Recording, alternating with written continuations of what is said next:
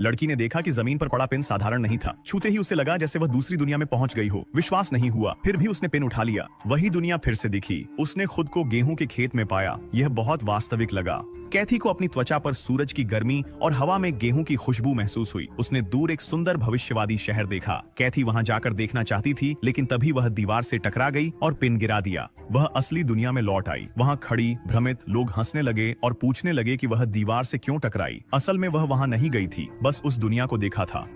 जल्दी से गम रैपर से पिन उठा लिया, लेकिन इस बार दूसरी दुनिया नहीं दिखी। शायद यह सीधे छूने से ही सक्रिय होता है। कैथी के पिताजी ने देखा कि वह कितनी ध्यान से काम कर रही थी और उन्हें जिज्ञासा हुई। उसने उनसे भी इसे आजमाने को कहा, लेकिन अजीब बात यह थी कि कुछ नहीं हुआ। जब कैथी ने पिन छुआ तो उसे विश्वास नहीं हुआ। उसने फिर पिन पकड़ा और वही दुनिया दिखी। वह हवा में उड़ रही थी और अपने पिता को बता रही थी कि उसने क्या देखा। लेकिन उसके पिताजी नाराज हो गए और पिन ले ली। उन्हें लगा कि वह नशे में है। कैथी को समझ नहीं आया कि वह कैसे समझाए। कैथी ने पिताजी के सोने का इंतजार किया, फिर चुपचाप पिन ली और बाहर निकल गई। इस बार उसने भविष्य के शहर जाने का सोचा, शायद वहां कोई सब समझा सके। उसने पिन छूकर देखा कि वह कहां है, फिर साइकिल से शहर की ओर चल पड़ी। कैथी एक बड़े खुले मैदान में पहुंची और उसे लगा कि वह करीब है। उसने पिन छुआ और जैसे उम्मीद थी, भविष्य के शहर में आ गई। यह अद्भुत था, जैसे सपना सच हुआ। वह सब कुछ जो उसने सोचा था अब सामने था। वह देखना नहीं रोक पा रही थी, लेकिन जब वह इसका आनंद ले रही थी तभी उसके कदम धीमे हो गए।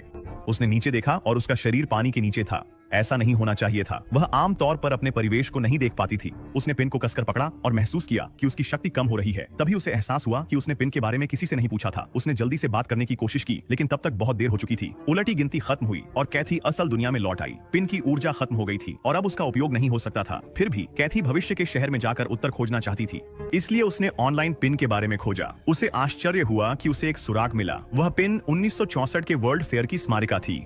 अब सिर्फ टेक्सास की एक दुकान में यह स्टॉक में था। वेबसाइट पर केवल एक ही पता था। कैथी ने अपने भाई से कहा कि वह पिताजी के साथ उसे कवर करने में मदद करे। वह अगले दिन चली गई, पर उसके जाते ही एक लड़की उसे ढूंढते हुए घर आ गई। उसके भाई ने वही बहाना दिया जो सोचा था, पर लड़की ने तुरंत समझ लिया। उसके पास सच बताने के अलावा कोई चारा नहीं था। जैसे ही उसने सुना कि कैथी कहाँ गई, उसका चेहरा बदल गया। कैथी स्टोर पहुंची और चौंक गई कि वहाँ का जोड़ा पिन के बारे में सब जानता था। उन्होंने कहा कि वे इसे रिचार्ज कर सकते हैं, लेकिन तभी जब वह बताए कि यह उसे किसने दिया, कैथी ने कहा कि उसने यह पिन बस पाया था। उन्होंने जोर दिया कि यह किसी लड़की ने ही दिया होगा, और ऐसा कहते हुए उन्होंने एक स्विच दबाया जैसे कि वे किसी से संपर्क कर रहे हों। कैथी असहज थी और वहां से जाना चाहती थी, लेकिन उसे हैरानी हुई जब जोड़े ने अचानक खिलौना बंदूक निकाल ली।